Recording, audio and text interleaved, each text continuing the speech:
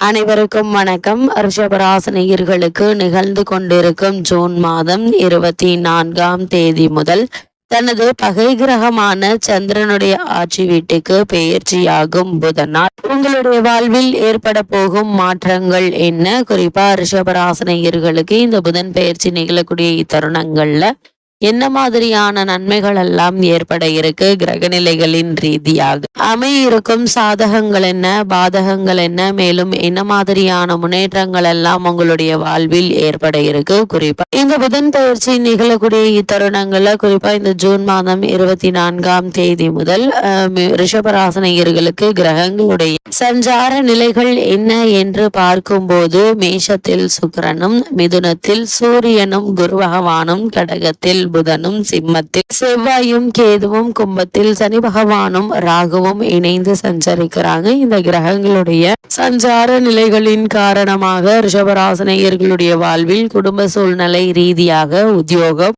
தொழில், வியாபாரம், கலைத்துறை, அரசியல் துறை, மாணவ மாணவிகள், விவசாய துறையினர், பெண்மணிகள் என அனைவருக்குமே என்ன மாதிரியான நன்மைகள் எல்லாம் ஏற்பட இருக்கு என்பது குறித்தான முழுமையான பதிவு தான் இந்த வீடியோல நம்ம விரிவா பார்க்க போகிறோம். அந்த வகையில ரிஷபராசினியர்களை பொறுத்த வரைக்கும் இந்த புதன் பகவானை பற்றி சற்று விரிவாக தெரிந்து கொள்வோம். அந்த வகையில் புதன் பகவானை பொறுத்த வரைக்கும் ஜோதிடத்தில் புதனை வித்தைக்காரகன், வித்யாக்காரகன் என்று சொல்வார்கள். மாதுளக்காரகன் என்று சொல்லும் வழக்கமும் உண்டு. அது மட்டுமில்லாமல் புதன் பகவானை பொறுத்த வரைக்கும் பொன் கிடைத்தாலும் புதன் கிடைக்காது என்று சொல்வார்கள். அந்த இடத்தில் பொன் என்பது செல்வத்திற்கான அதிபதி குருவை குறிக்கும். ஜாதகத்தில் குருவினுடைய பலம் இருப்பதை விட புதன் பலமாக இருக்க வேண்டும் என்பதையே சூட்சமமாக குறிப்பிட்டுள்ளனர். கல்வி, கலை, வித்தைகளுக்கு அதிபதி புதன் கிரகம். எந்த ஒரு விஷயத்தையும் கண்ணால் பார்த்தவுடன் அதை கையா செய்வதற்கு புதனுடைய அனுகிரகம் வேண்டும். கற்றவர்களுக்கு சென்ற இடமெல்லாம் சிறப்பு. நன்கு படித்தவர்கள் கை நிறைய சம்பளம் வாங்குவதை கண்கூடாக பார்க்கிறோம். நம் வாழ்க்கைக்கு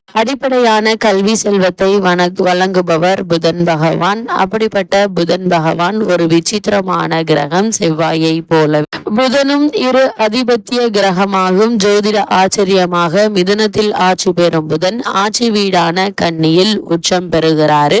மீனத்தில் நீச்சம் அடைகிறார். அறிவு, ஞானம் இரண்டிற்கும் இவரே அதிபதியாகி படிப்பறிவு, பட்டறிவு இரண்டையும் மனிதனுக்கு உணர்த்துகிறார். விஞ்ஞானம், விஞ்ஞானம் இரண்டிற்கும் காரணமாகிறாரு. இப்படிப்பட்ட புதன் பகவானை நாம் எப்படி வணங்க வேண்டும் என்று பார்க்கும்போது புதன் பகவானை புதன்கிழமை என்றில்லாமல் நவகிரக புதன் பகவானை எந்த நாளில் வேண்டுமானாலும் வந்து வணங்கலாம். நவகிரகத்தை 9 முறை வலம் வந்து மனதார வேண்டிக் கொள்ளுங்கள். வேண்டியதெல்லாம் புதன் பகவான் தந்தருள்வார் என்பது ஐதீகம். அது மட்டுமில்லாமல் ரிஷபராசினியர்களை பொறுத்தவரை 6 லக்னங்களில் பிறந்தவர்களில் புதனுடைய வலு குறைந்து பலவீனமாக இருப்பவர்கள் சீர்காழிக்கு அருகில் இருக்கும் திருவெண்காடு என்னும் ஊரில் கோவில் கொண்டிருக்கும் ஸ்வேதாரணீஸ்வரரை புதன்கிழமையில் சென்று வழிபட்டால் நல்ல பலன்கள் கிடைக்கும். சென்னையில் இருப்பவர்கள் போரூரிலிருந்து குன்றத்தூர் செல்லும் வழியில் இருக்கும் கோவூரில் குடிக்கொண்டிருக்கும் சுந்தரேஸ்வரரை வணங்கினால்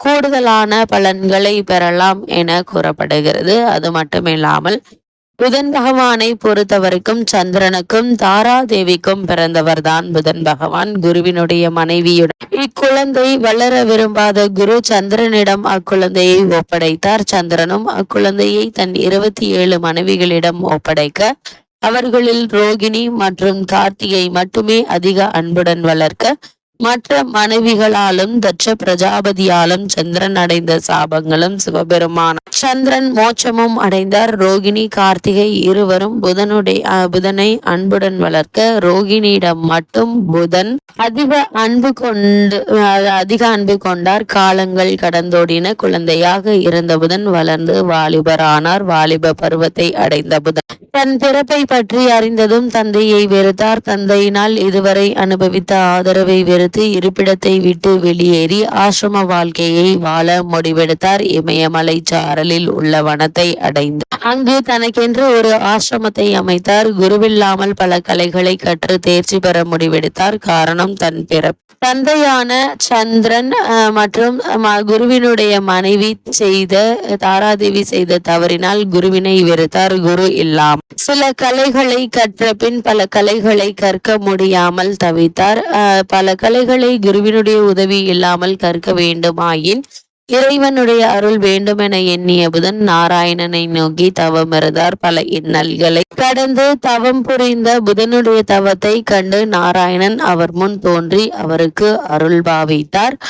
இமயமலை அடிவாரத்தில் கௌரி தடாகம் என்ற இடத்தில் தனது ஆசிரமத்தை அமைத்து நாராயணன் அருளால் குருவே இல்லாமல் சகல கலைகளையும் புதன் கற்று தேர்ந்தார். கலைகளால் பல உயரத்தை அடைந்த புதன் பிறப்பால் பல அவமானங்களை சந்தித்த புதன் தன் தந்தையான சந்திரனுக்கு பின்னால் தனக்கு வரவேண்டிய அனைத்து அரச பதவிகளையும் துறந்து ஆசிரம வாழ்க்கையை மேற்கொண்டார். புதன் தன் தந்தையான சந்திரனை வெறுத்து ஒதுக்கினாலும் பதவிகள் துறந்து ஆசிரம வாழ்க்கையை வாழ்ந்தாலும் சந்திரனின் அழகில் பாதியை கொண்டவராக இருந்தார். சகல கலைகளையும் கற்று அழகிய உருவமைப்பை கொண்ட புதனை கண்ட தேவ மாதர்களில் ஒருவர் அவரிடம் தன் மனதை பறிகொடுத்து தன்னை ஏற்றுக்கொண்டு தனக்கு இன்பத்தை அளிக்குமாறு வேண்டினால் தன் பிறப்பால் ஏற்பட்ட அவமானங்களை இனி எந்த ஒரு குழந்தையும் அனுபவிக்க கூடாது என்று எண்ணி அந்த தேவ மாதர் எவ்வளவு வற்புறுத்தியும் மனம் இறங்காமல் இருந்தார். புதன் வேண்டுகோள் விடுத்த தேவலோக மாதுவை புறக்கணித்ததால் கோபம் கொண்ட தேவலோக மாது புதனை இனி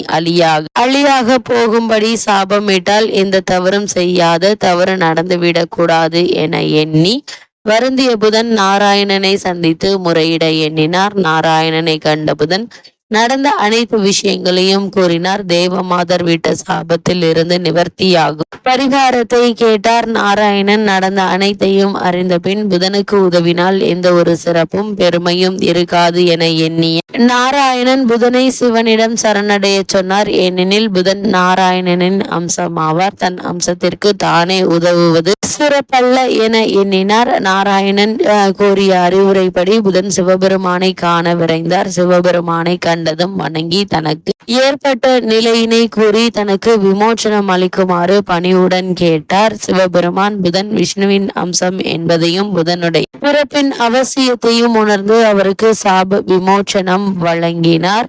அப்படிப்பட்ட புதன் பகவான் தனது தந்தையான சந்திரனான பகை வீட்டில் சஞ்சரிக்க போகும். இக்காலகட்டங்கள்ல ரிஷபராசினியர்களுக்கு என்ன மாதிரியான நன்மைகள் எல்லாம் ஏற்பட இருக்கு என்று பார்க்கும்போது உங்களுடைய ராசிக்கு 12 சுக்கிரன், 2ஆம் இடத்தில் புதன், அவரோடு தனகாரகன் குருவினுடைய பார்வை தொழில் ஸ்தானத்தில் விழுகிறதுங்க. அதனால் இந்த காலகட்டத்தினுடைய தொடக்கத்தில் பல கிரகங்கள் உங்களுக்கு சாதகமாகவே இருக்கின்றன என்பதை கிரக நிலைகள் தெளிவாகவும் உறுதியாகவும் எடுத்து காட்டுது. அது மட்டும் இல்லாம இந்த புதன் பயிற்சி காலகட்டங்கள்ல பொருளாதாரத்தில் இருந்த பிரச்சனைகள் நீங்கி நல்ல ஒரு முன்னேற்றத்தை இப்போது நீங்கள் தாராளமாக எதிர்பார்க்கலாங்க. சேமிப்புக்கு வழி உண்டு. சிலருக்கு இடமாற்றமும் வீடு மாற்றமும் அமையிருக்கு. குருவோடு புதன் இணைந்து இருக்கிறாருங்க. பிள்ளைகளுக்கு எதிர்பார்த்த வேலை கிடைப்பதற்கான சாத்தியக்கூறுகள் நிறைந்த ஒரு தருணமாக தான் இந்த புதன் பெயர்ச்சி அமைஞ்சிருக்கு. தாய் வழி சொந்தங்கள் உங்களுக்கு கை கொடுக்குங்க. அரசு வேலைக்கு முயற்சி செய்தவர்களுக்கு வெற்றி பெற வாய்ப்புகள் அதிகம். கலைஞர்களுக்கு வாய்ப்புகள் அதிகரிக்கக்கூடிய ஒரு தருணமாக தான் இக்காலகட்டம் அமைஞ்சிருக்குது என்பதை கிரக நிலைகள் தெளிவாகவும் உறுதியாகவும் எடுத்து காட்டுது. ரிஷபராசினியர்களை பொறுத்த வரைக்கும் இந்த புதன் பெயர்ச்சி காலகட்டங்கள் கிரக நிலைகளின் ரீதியாக கூறப்படும் பரிகாரம் என்ன என்று பார்க்கும்போது மகாலட்சுமியை வணங்குங்க. மாற்றுத்திறனாளிகளுக்கு உங்களால் இயன்ற உதவியை செய்யுங்க. எண்ணற்ற நன்மைகள் உங்களுடைய வாழ்வில் ஏற்படும் என்பதை கிரகங்களுடைய சஞ்சார நிலைகள் தெளிவாகவும் உறுதியாகவும் எடுத்து காட்டுது.